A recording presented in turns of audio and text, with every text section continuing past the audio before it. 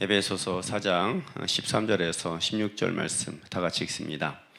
우리가 다 하나님의 아들을 믿는 것과 하는 일에 하나가 되어 온전한 사람을 이루어 그리스도의 장성한 분량이 충만한 데까지 이르리니, 이는 우리가 이제부터 어린아이가 되지 아니하여 사람의 속임수와 간사한 유혹에 빠져 온갖 교훈의 풍조에 밀려 요동하지 않게 하려 함이라.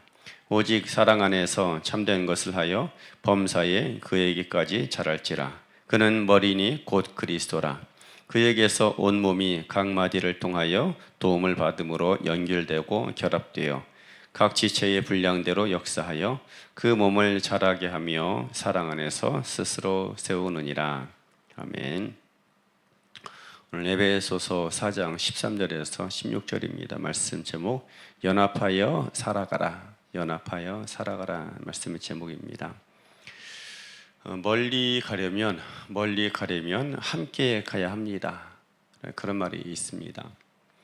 사람마다 가고 싶은 길이 있고 가야만 하는 장소가 있습니다. 그런데 그곳에 멀리 가고 잘 가기 위해서는 여러 방법도 필요하지만 함께 가는 것이 중요합니다. 함께 걸어가면 조금 더 멀리 갈 수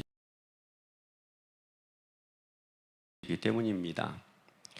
그리스도인들은 길 위에 서서 또 주님과 함께 걸어가는 사람입니다. 그리고 또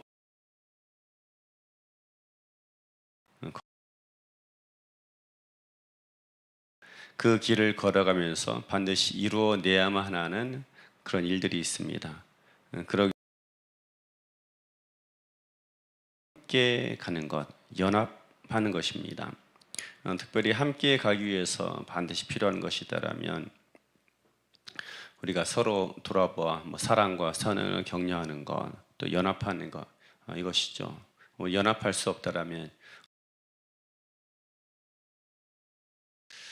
같이 간다 할지라도 그 길이 지옥 길처럼 힘들고 고통스럽고 괴로운 것입니다. 그래서 우리가 함께 가되 연합하여 살아가는 것, 이것이 중요합니다. 오늘 본문에도 보면 우리에게 이렇게 권면을 합니다. 우리들이 서로 연합하여서 특별히 온몸이 각 마디를 통하여 도움을 받음으로 연결되어 그렇게 이야기를 합니다. 말하자면 서로 온전히 화합하여 살아가는 삶을 이야기를 합니다. 예수님께서 오셔서 하셨던 일 가운데 하나, 특별히 에베소서에 보면 그런 표현이 있죠. 원수되었던 것, 이 둘이 서로 원수되었던 것을 십자가로 하나 되게 하셨다라고 말씀을 합니다. 말하자면 하나님과 우리가 원수가 되었습니다. 예전에는 우리들이 사탄의 통치, 사탄의 지배 가운데 살아갔습니다. 그래서 아무것도 하지 않는 것, 내가 하나님을 알지도 못하고 살아갔던 것처럼 보이지만 느낄 수 있습니다. 그렇지만 사탄의 지배 속에 태어나고 살아가는 것 자체가 하나님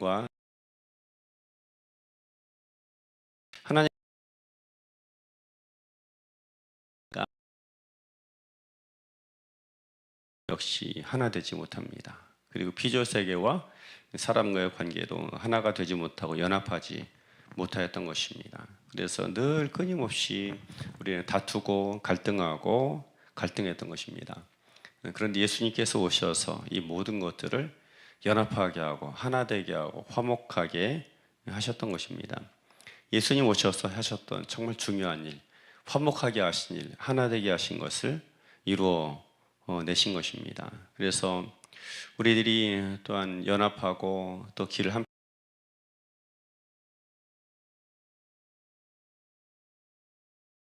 보다 필요한 일인 것입니다. 교회가 힘들어지는 순간, 사탄이 교회를 힘들고 사람들이 힘들게 하는 순간이 있습니다. 서로 사람들의 마음이 나뉘어지게 되는 것이죠. 교회만이 아니라 어떤 공동체도 그렇습니다. 원수 관계 속에 살아도 괜찮은 무방하는 그런 관계가 있습니다. 할 수만 있으면 모든 사람과 화합하는 것이 그리스도인의 소명입니다. 할 수는 없습니다.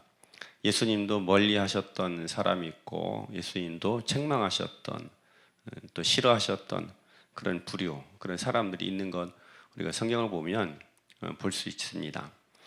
마찬가지로 우리도 그렇습니다. 우리도 모든 사람과 다 화합할 수 없고 모든 사람과 다 친구가 될 수는 없습니다. 굳이 원수 관계에 맺고 살아갈 필요는 없지만 그러나 또 모든 사람과 반드시 화합할 그런 이유나 필요도 사실 없는 것입니다. 중요한 것은 그 가운데 반드시 화목해야만 하는 관계들이 있습니다. 교우들과의 관계는 반드시 화목해야 합니다. 또 교회와 교회는 반드시 연합해야 되고 화목해야 합니다. 가정 안에서도 반드시 부부간의 관계는 연합이 이루어져야 되는 것이고 부모와 자녀의 관계도 친밀해야 합니다. 직장 안에서 그렇고 반드시 연합하고 화목해야 할 그런 관계들이 있습니다.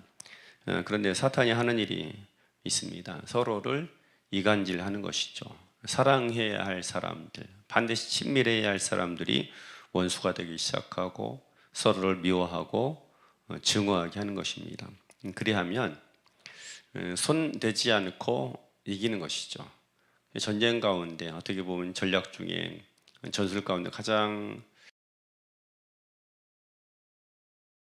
서로를 갈라서게 해서 서로 싸우게 하고 서로 망하게 하는 것입니다. 그래서 이 사탄이 오늘날도 열심히 일을 합니다.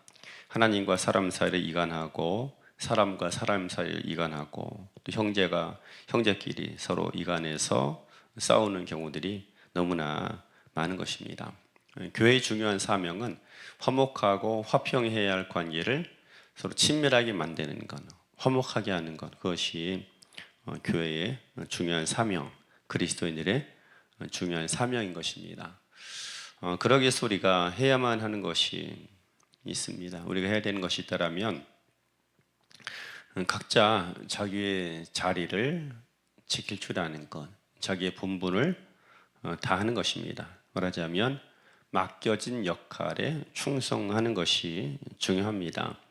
11절에 보면 그가 어떤 사람은 사도로, 어떤 사람은 선지자, 어떤 사람은 복음 전하는 자, 어떤 사람은 목사와 교사로 삼으셨으니 이는 성도를 온전하게 하며 봉사의 일을 하게 하며 그리스도의 몸을 세우게 하려 함이라 라고 이야기를 합니다. 그리스도의 몸이 온전하는 것은 연합하고 하나가 되는 것입니다. 근데 그 일을 이루기 위해서 각자 여러 많은 사람들을 각 직분과 분야마다 각 직분과 분야에 세우신 것입니다. 바로 그 자리에 내가 서 있어야 할 곳에서 충성스럽게 서는 것, 그것이 연합의 가장 기본적인 조건 가운데 하나인 것입니다. 가정에서도 그렇거니와 사회 각 자리에서 자신에게 맡겨진 역할, 부여되는 그런 직임들이 있습니다. 그것에 충성스럽게 그 자리를 지키는 것이죠. 아내의 본분에 충성하고 남편의 본분에 충성하고 또 내가 서 있는 자리에서 충성하는 것입니다. 나의 자리에 잘 서 있게 될 때에 연합하게 되고 온전한 하나를 이루어가게 되는 것입니다. 살다 보면 남의 떡이 커 보인다는 것처럼 남들이 하는 것이 더 좋아 보이는 때가 있습니다. 내가 하는 일보다 상대방이 하는 일이 더 좋아 보이고 내가 가진 것보다 상대방이 가진 것이 더 좋아 보이는 때가 있습니다. 나보다는 저 사람이 더 많은 복을 받은 것처럼 보일 수 있는 것이죠. 그러나 가장 좋은 것은 나에게 맡겨진 것입니다. 그 일을 좋아하고 그 일을 사랑하고 그 자리에 견고히 서는 것입니다. 그렇게 할 때에 우리 삶의 자리에 진정한 화합과 화평과 또 하나됨의 역사가 나타나게 될 것입니다.